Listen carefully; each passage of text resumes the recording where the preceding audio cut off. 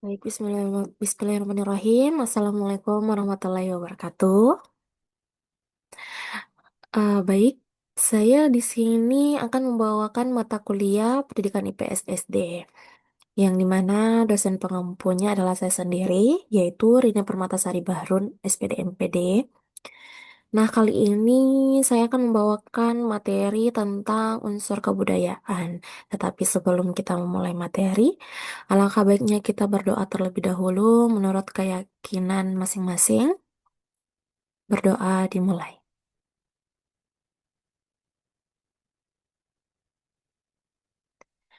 Baik, selesai. Alhamdulillah, kali ini kita dipertemukan lagi di pertemuan yang ketiga ya. Baik, adik-adik mahasiswa. eh Hari ini hadir semua atau ada yang berhalangan hadir? Oh, hadir semua ya. Alhamdulillah. Semoga perkuliahan selama 1 semester ini kita diberikan kesehatan sampai akhir dan dilancarkan segala urusan perkuliahan ini ya sampai selesai. Baik, kita mulai aja mata kuliah hari ini yaitu membahas tentang unsur kebudayaan. Nah, adapun tujuan pembelajaran tentang materi ini yaitu melalui kegiatan menganalisis dan menyimak pembelajaran mahasiswa dapat membedakan unsur budaya seperti sistem religi, sistem teknologi, sistem pengetahuan, sistem mata pencaharian, organisasi sosial, bahasa, dan kesenian. Nah, lanjut. Apa sih itu kebudayaan? Ada yang tahu? Ya, betul. Ada lagi? Nah, ada lagi? Ya, betul sekali. Jadi, sistem unsur kebudayaan itu adalah keseluruhan sistem gagasan tindakan dan hasil karya manusia dalam rangka kehidupan bermasyarakat yang dijadikan milik diri manusia dengan belajar. Itu menurut Konjalaningrat. Nah, apa sih maksudnya itu, Bu? Nah, kan sistem gagasan tindakan itu terbagi lagi. Nanti kita akan membahasnya di belakangan ya. Nah, keseluruhan sistem gagasan seperti kayak kita menyampaikan apa yang menurut kita itu adalah informasi ataupun tindakan dan serta hasil karya yang kita buat sendiri itu sudah termasuk dengan unsur kebudayaan ya. Itu menurut Kunjaraningrat. Sedangkan adapun menurut Clay Glukon, yaitu setiap kebudayaan pada dasarnya memiliki unsur-unsur universal yang berkaitan dengan kehidupan manusia, seperti sistem bahasa, pengetahuan, organisasi sosial, teknologi, ekonomi, religi, dan kesenian. Ya, seperti yang tadi disebutkan di tujuan pembelajaran. Oke, lanjut. Nah, di sini ada 7 unsur kebudayaan. Nah, tadi sudah disebutkan oleh ahli ya, para ahli. Nah, 7 unsur kebudayaan itu apa aja sih, Bu? Yang pertama ada sistem bahasa, sistem pengetahuan, sistem sosial, sistem peralatan hidup dan teknologi, sistem mata pencaharian, sistem religi, dan sistem kesenian. Nah, mengapa setiap unsur dapat mempengaruhi kebudayaan suatu kelompok? Ada yang tahu? Nah, ada lagi? Ya, betul, betul sekali. Nah, jadi mengapa setiap unsur dapat mempengaruhi kebudayaan suatu kelompok? Karena eh, unsur-unsur itu menjadi bagian dari kehidupan sehari-hari masyarakat. Nah, kebiasaan ini yang dilakukan terus-menerus, kemudian diwariskan dari satu generasi ke generasi berikutnya. Seperti itu. Jadi, kalau misalnya ada salah satu sistem yang berubah, maka pasti kehidupan bermasyarakat juga itu akan berubah seperti itu. Tapi nanti kita akan bahas lebih lanjut lagi ya. Nah, kemudian ada yang pertama sistem bahasa, di mana bahasa merupakan sarana bagi manusia untuk memenuhi kebutuhan sosialnya, untuk berinteraksi atau berhubungan dengan sesamanya. Misalnya saya kan orang Makassar. Kemudian saya merantau ke Jawa misalnya. Pasti orang yang di Jawa itu kalau misalnya di kota pasti dia menggunakan bahasa nasional atau bahasa Indonesia pada umumnya. Tapi ada pun juga jika kita masih melihat ke desa-desa atau ke tempat-tempat yang terpencil, misalnya kayak kabupaten atau pedalaman seperti itu, pasti yang para sesepuh-sesepuh itu menggunakan bahasa daerahnya masing-masing karena mereka belum terlalu fasih untuk menggunakan bahasa Indonesia yang seharusnya itu sudah digunakan menjadi bahasa nasional. Jadi beraneka ragam lah bahasa di Indonesia ini. Nah, adapun pada tahun 2023 terdapat banyak sekali bahasa yang kita gunakan dalam kehidupan sehari-hari tergantung daerah masing-masing. Nah, ini di 25 provinsi. Sekarang Indonesia itu sudah tercatat 38 provinsi, yang dimana pasti akan bertambah terus bahasa daerah yang kita gunakan. Nah, itu seperti yang saya bilang tadi, misalnya saya ke Jawa, pasti mereka cuma bisa menggunakan bahasa Indonesia untuk berkomunikasi dengan saya. Dan saya pun tidak tahu bahasa apa yang mereka ucapkan, maksudnya dalam artian apa yang dia ucapkan, seperti itu. Begitupun sebaliknya. Oke, next ada sistem pengetahuan yang dimana sistem pengetahuan ini bersifat abstrak dan berwujud di dalam ide manusia. Sistem pengetahuan sangat luas batasannya karena mencakup pengetahuan manusia tentang berbagai unsur yang digunakan dalam kehidupannya. Contohnya seperti membajak sawah.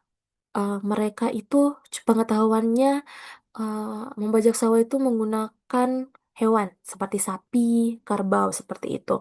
Sistem pengetahuan juga itu sudah termasuk pakaian adat, eh, alat-alat, benda-benda tajam tergantung daerah masing-masing. Kemudian ada ibu-ibu yang bertenun di daerahnya. Itu adalah sistem pengetahuan yang umum sekali kita ketahui. Oke, lanjut. Nah, di sini ada sistem sosial yang dimana memahami bagaimana manusia membentuk masyarakat melalui berbagai kelompok sosial. Tiap kelompok masyarakat kehidupannya diatur oleh adat istiadat dan aturan-aturan. Gimana sih contohnya itu, Bu? Contoh sistem sosial itu banyak ya, teman-teman. Dalam keluarga pun kita pasti mempunyai aturan-aturan atau adat istiadat. Misalnya, ayah lagi cuci piring, ibunya memasak, terus anak-anaknya bekerja sama untuk membersihkan rumah seperti itu.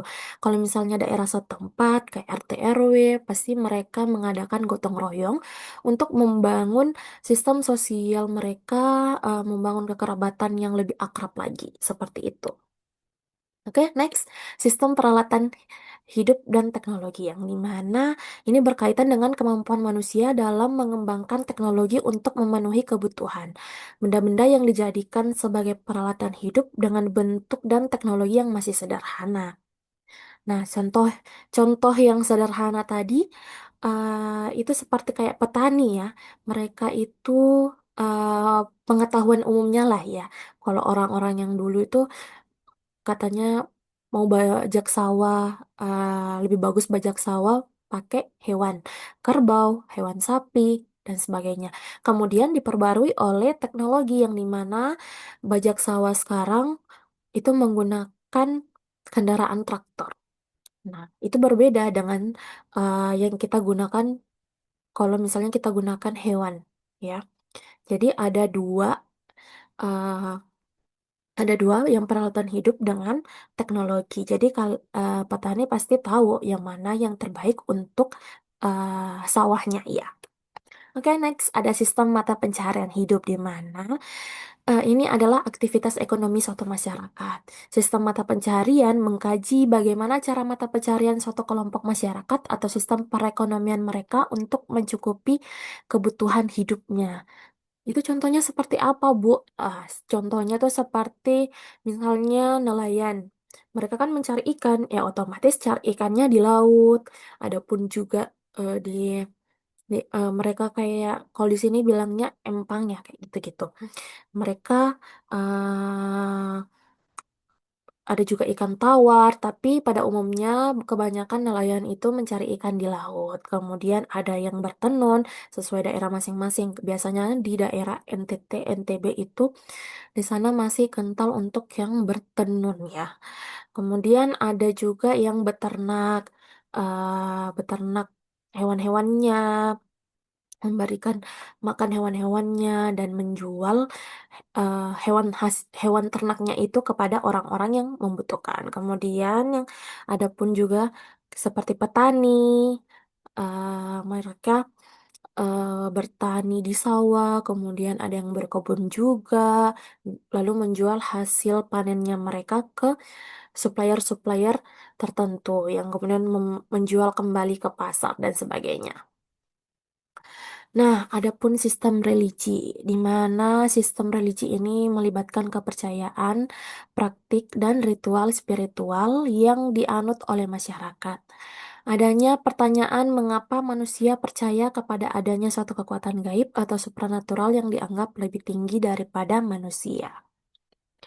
Nah, ini adalah contoh sistem religi yang dimana kita di Indonesia itu mempunyai 7 agama yang diakui ya, Islam, Kristen, Katolik, apalagi Konghucu, Hindu, Buddha, dan lain-lain. Nah, itu mempunyai masing-masing tempat ibadah yang sesuai dengan agamanya. Misalnya kita di Bali, itu ada yang kayak apa namanya? Ada yang kayak upacara adat seperti itu. Kemudian yang Kristen dan Katolik itu mereka beribadah di gereja. Lalu yang beragama Islam kita biasanya kan sholat Idul Idul Fitri atau Idul Adha di masjid besar dan di lapangan yang terbuka seperti itu. Jadi kita saling menghargai satu sama lain karena di Indonesia ini penuh dengan agama-agama yang kita yakini ya. Jadi kita saling menghargai satu sama lain. Oke, lanjut ada sistem kesenian di mana unsur kebudayaan universal kesenian berkaitan dengan hasil ekspresi manusia yang dituangkan dalam seni. Seni memainkan peran penting dalam mengungkapkan nilai-nilai dan identitas budaya. Nah, ini adalah contoh sistem kesenian. Ada alat musik, ada hasil buatan yang manusia, kemudian ada tari-tarian. Nah, hasil alat musik itu seperti, ya betul, ada angklung misalnya dari Bandung, kemudian ada gamelan dari Jawa, kemudian apa lagi? Betul, Candi Borobudur yang terletak di Jawa Tengah ya. Oke, Jawa Tengah. Candi Prambanan juga ada di Jawa Tengah, kemudian tari saman yang berasal dari Aceh. Kalau dari asal saya itu ada yang tari kipas, tari pakarena, banyak sekali. Pasti daerah-daerah kalian pun banyak eh, hal-hal kesenian yang kalian pernah temui atau pernah kalian lihat. Seperti itu. Misalnya juga kesenian apa ya? Iya betul, ada baju adat ya, yang tadi baju adat, apalagi misalnya biasanya tuh mereka tuh ditampilkan kalau alat musik ya biasanya sama baju adat itu kadang ada di museum kan, jadi kita bisa melihatnya di dalam museum. Kemudian yang Candi Prambanan ini kita bisa kunjungi kalau misalnya kita lagi main-main di Jawa Tengah atau Yogyakarta ya. Nah itu mereka itu punya ciri khas tersendiri, punya cara cara dan cerita yang wah ternyata kesenian itu mahal ya yang kita belum ketahui seperti itu. Nah, oke, di di sini ada yang sudah pahami atau ada yang belum dimengerti. Oke, ah, udah paham semua ya, Alhamdulillah kalau udah paham. Kemudian ibu akan memberikan tugas. Ini diskusi kelompok ya, jadi bukan tugas perorangan. Ah, di sini ibu akan membagikan mahasiswa ke dalam 7 kelompok. Masing-masing kelompok ini mendapatkan satu topik karena kan tadi ada 7 unsur kebudayaan ya. Jadi ibu bagi 7 kelompok dan masing-masing mendapatkan satu eh, sistem satu unsur kebudayaan. Misalnya ada yang sistem bahasa, sistem religi, sistem kesenian dan lain sebagainya. Nah, tugasnya apa aja sih, Bu? Oke, mahasiswa mendiskusikan mengapa setiap unsur dari kebudayaan dapat mempengaruhi kebudayaan suatu kelompok. Kemudian, mahasiswa menginvestigasi setiap topik dengan lengkap dan jelas berdasarkan sumber. Jadi, kalian harus tahu dulu topik yang kalian akan bahas, kemudian kalian berdiskusi bersama teman kelompoknya sesuai dengan ibu yang kasih topik ini, lalu jelaskan apa aja yang ada pada sistem tersebut. Kemudian harus jelas ya sumbernya, harus jelas sumbernya. Ah, Kemudian ini ibu telah membagi nama-nama mahasiswa sesuai timnya. Ibu ini acak ya, jadi bukan ibu ini di sini, ini satu kelompok sama ini enggak ya. Ibu tidak tidak tahu menahu ya. Jadi ibu cuman sistemnya acak aja. Jadi setiap kelompok masing-masing mempunyai anggota 5 orang. Nah, silakan ditulis dulu.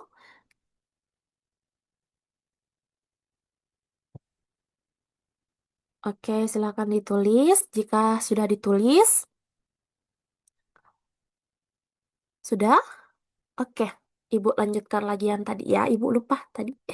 Oke, di sini tugasnya itu berbentuk makalah dan dijadikan PDF. Kemudian nanti kalian upload di Google Classroom. Eh, Kumpulnya hari ini, batas waktunya itu di jam 23.59 ya. Ya, 23.59. Kenapa? Ada yang mau bertanya? Atau ada yang belum dimengerti? Oke, baik, pertanyaan yang bagus. Menurut saya ya, jadi kan setiap kelompok itu ada 5 orangnya. Jadi salah satunya aja yang mengunggah di Google Classroom. Jadi supaya nggak ribet, nggak banyak juga yang ibu download. Jadi per orang aja.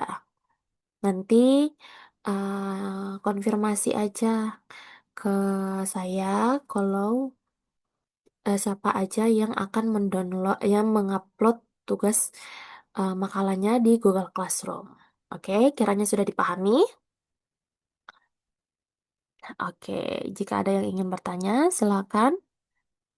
Oke, kalau sudah paham tentang tugasnya, di sini Ibu akan menyimpulkan dulu. Oke, kesimpulannya yaitu setiap kelompok masyarakat memiliki unsur kebudayaan yang saling berkaitan. Tadi sudah dibahas ada 7 unsur kebudayaan. Nah, ketujuh unsur tersebut mempengaruhi cara masyarakat berpikir, berperilaku, bekerja, berkomunikasi, dan menjalankan kehidupan sehari-harinya. Karena diwariskan dari generasi ke generasi, unsur-unsur tersebut menjadi ciri khas dan identitas suatu kelompok masyarakat. Seperti itu. Jadi, saya tunggu tugasnya diupload di Google Classroom. Jika tidak ada pertanyaan, saya tutup mata kuliah hari ini. Oh, ada lagi yang bertanya. Ya, pertanyaan apa? Iya, di Google Classroom jam 23.59 batas waktunya ya. Oke. Itu tadi kesimpulan Ibu tentang mata kuliah tentang materi hari ini. Semoga kita bertemu lagi di pekan depan. Tugasnya jangan lupa diupload. eh hmm, saya akhiri hari ini, pertemuan hari ini. Mari kita sama-sama baca doa terlebih dahulu sebelum pulang. Sesuai dengan keyakinan masing-masing. Doa dimulai. Baik, saya tutup perkuliahan hari ini dengan wabillahi wal taufiq wal hidayah. Wassalamualaikum warahmatullahi wabarakatuh. Hati-hati di jalan pulang.